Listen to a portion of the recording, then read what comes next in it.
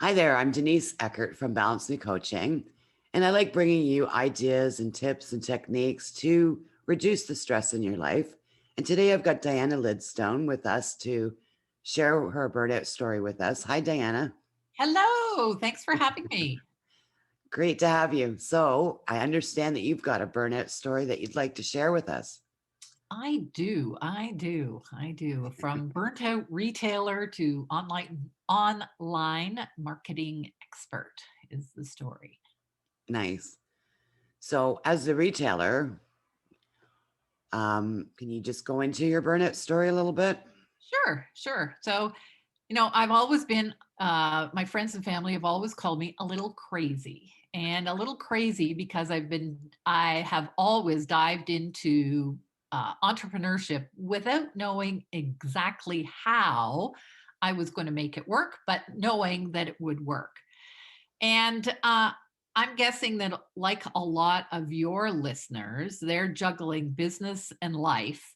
And so I want to share with them a couple of tips that I learned from my burnout, which started back in kind of 1995. So pre online, shall we say, when my husband and I bought a building to open a gift store in a small town of about 5,000. And so we bought this building. It looked like an old house. And I was going to open a gift store.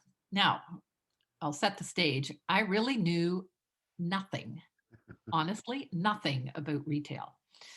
And so in that 12 years, I had to learn, as you can imagine, all about hiring and firing staff, all about inventory management. How about creating displays? There was this whole thing all about marketing. How do you get the word out there? And now remember, 1995. But I was able to make this store extremely profitable in the 12 years that I had it, despite um, what was going on at home. So, what was going on at home was that my kids were teenagers, and we all know the challenges that those bring. My husband had a corporate job and traveled. In my store, I worked probably 6 to 7 days a week. And then we all go through periods of time when we have these personal catastrophes. So, my brother died, and then my father died. And I ended up feeling guilty whether I was at work. I felt guilty that I wasn't home. When I was home, I felt guilty that I wasn't at work. And then 5 years into the retail, probably the biggest challenge that occurred to me, I didn't want to use catastrophe, challenge, was that our teenage daughter became bedridden with something called chronic fatigue syndrome. And I write about this in my book because it was a big challenge, and it didn't affect just me; it affected everybody in the family. But I also say that in some ways it was a blessing because the relationship that I have now with my daughter, who's in her mid 30s, is very different, I believe, than if she had, and I use air quotations for a normal teenage, you know, experience. So you add all of these things up, and you have a pretty good recipe for burnout. So 12 years into it, we sold our building, and I thought I was going to take part of my retail business and put it online. So we sold the building, we closed what was there, and I thought I was going to take that online. I had the suppliers, I had a list of potential buyers already from the store.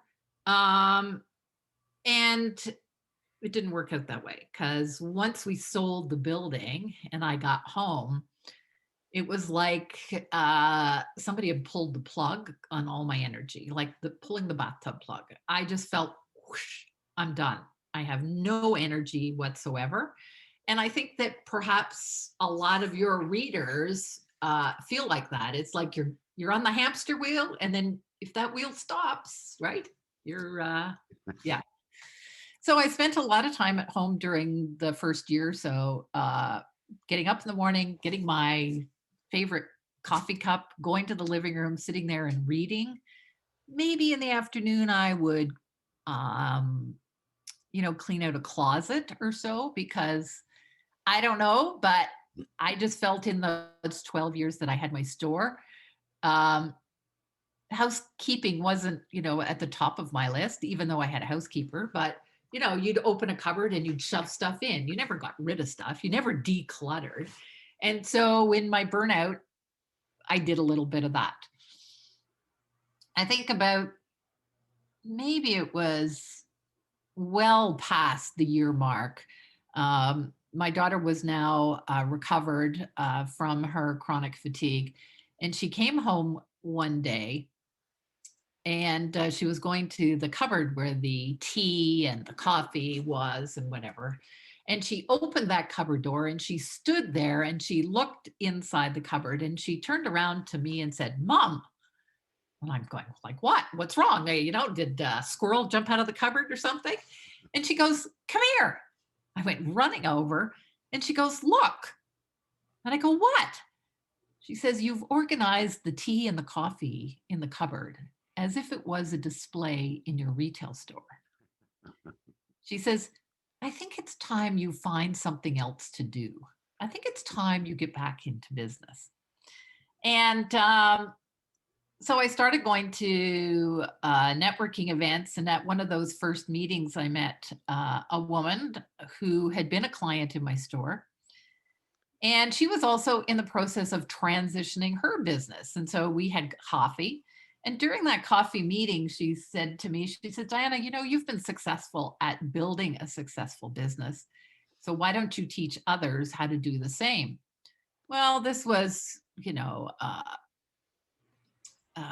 probably around 2010, 12-ish. And so I started doing some researching and found out there was this thing called coaching. Who knew? Who knew someone would pay you for these things? And the more I looked into it, the more the what I call kind of the self doubt that starts rising up. Well, I call that little voice in our heads the itty bitty shitty committee.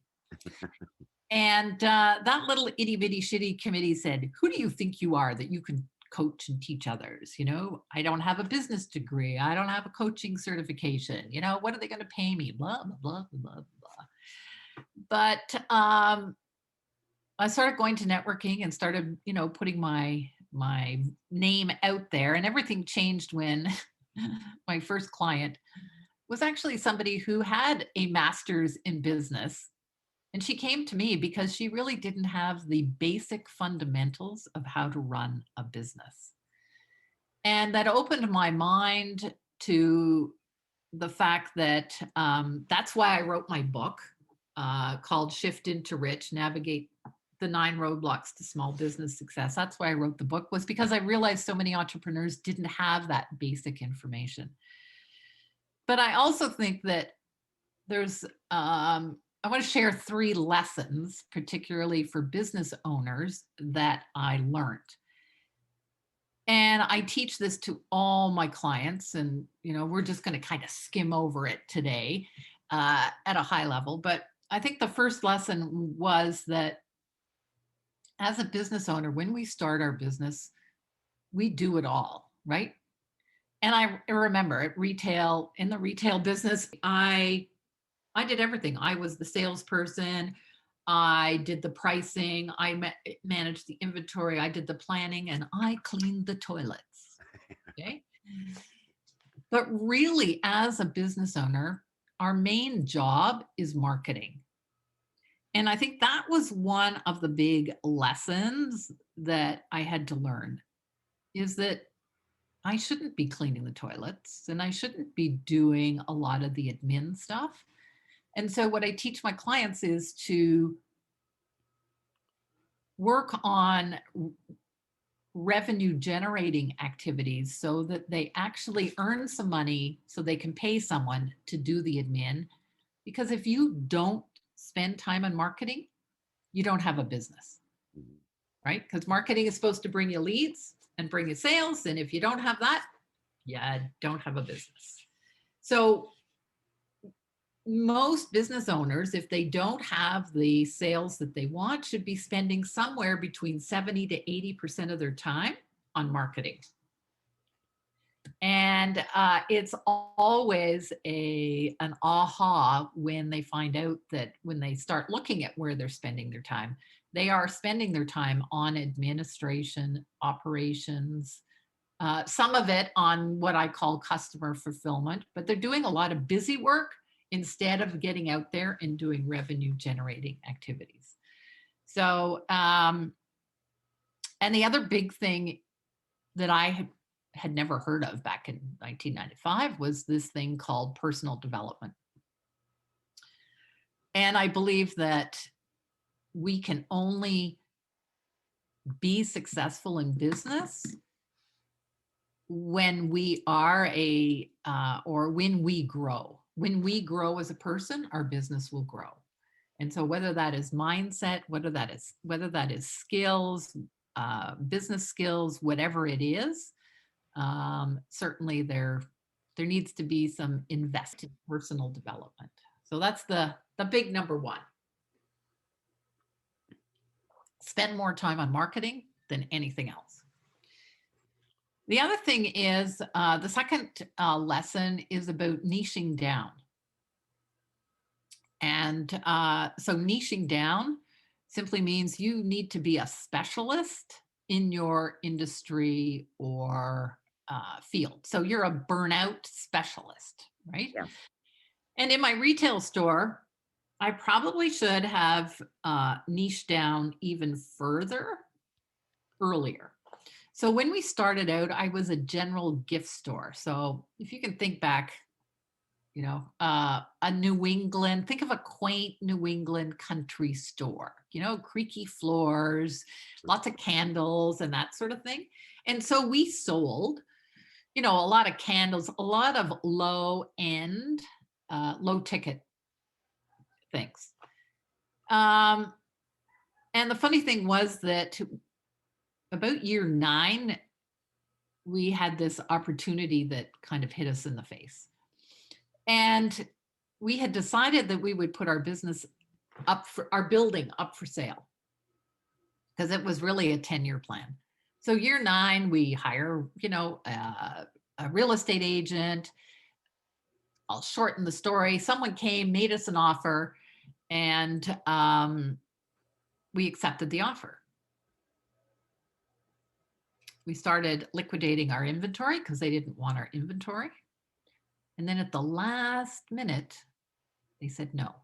Oh. So here we were in a small town. Imagine a small town where we were front page on the newspaper that we had sold our building, we were liquidating, we were moving, we were kind of retiring. At first, it felt like a kick in the stomach. And after we got over that, we really realized it was an opportunity for us to shift into being more specialized and giving our clients what they truly wanted, which was more home decor. And so we shifted from selling like $15 to $20 items to selling home decor, $1,000 chair. Well, you don't need many of those sales to become really quite profitable. And if your listeners are in the coaching business or in the service-based business, it's no different than, are you selling a bunch of little workshops, or are you selling, what some people call a signature program or a flagship program? And by niching down and becoming known for that signature or flagship program, you will be more financially successful. So that's the second tip.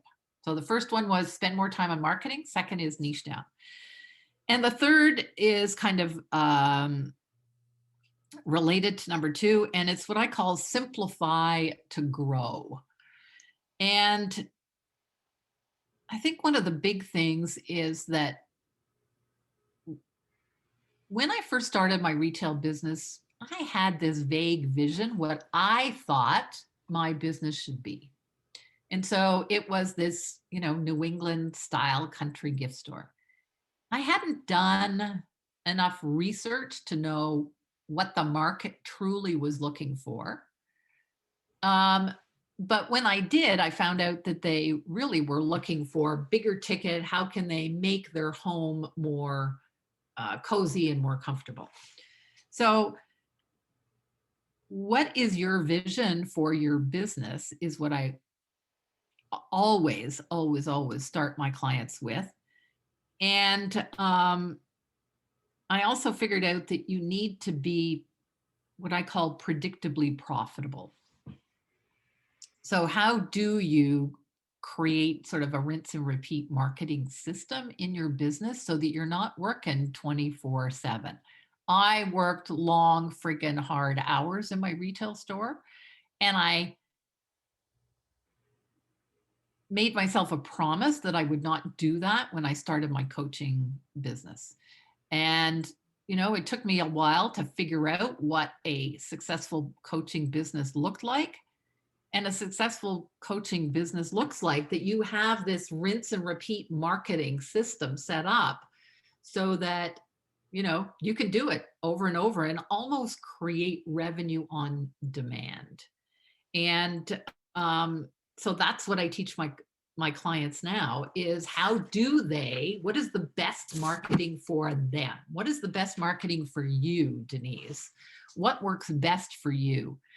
And I used to do what I called the marketing hustle. I used to do in my store, and now remember, this is pre-internet. So we would do the faxing and we would do the ads in the yellow pages and we would do the special events and we would do discount coupons in newspapers and we were trying all this stuff. Well, I see the same thing happening with coaches and service-based business owners, right? Is maybe they get their certification, they start their business, and then they do this what I call the marketing hustle. They try a bit of this, they try a bit of that, and so their marketing is very sporadic.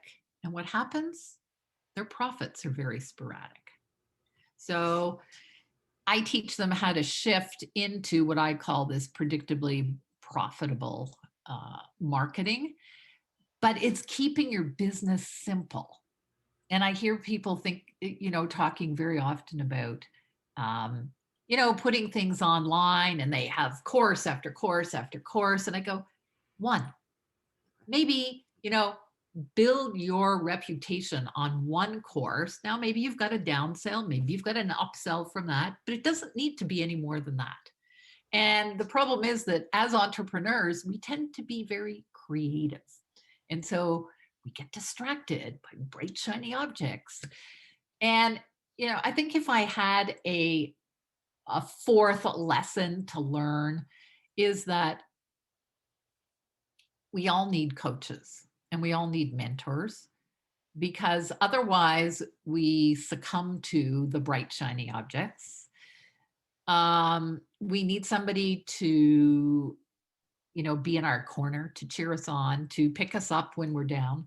I mean, I always have a coach because I believe that I need to be focused. Somebody needs to hold my feet to the fire. And that is the only way that we grow. So, keeping our businesses simple, being niche down, focusing on marketing have been the keys for me to recover, if you will, not recover, but to make my second or this business much more successful, taking it to six figures and beyond. So I hope your listeners can gain something from this. If they want, I have a little PDF that they can download. They can go to my website, which is dianalidstone.com. So just the way it sounds, /mistakes. And it is simply 5 common marketing mistakes that I see entrepreneurs make that keep them from making the sales that they want. And then I give them some suggestions on how they can avoid those marketing mistakes. So thank you, Denise. I hope this has been what you thought it would be, and I hope your listeners have been able to gain some words of wisdom.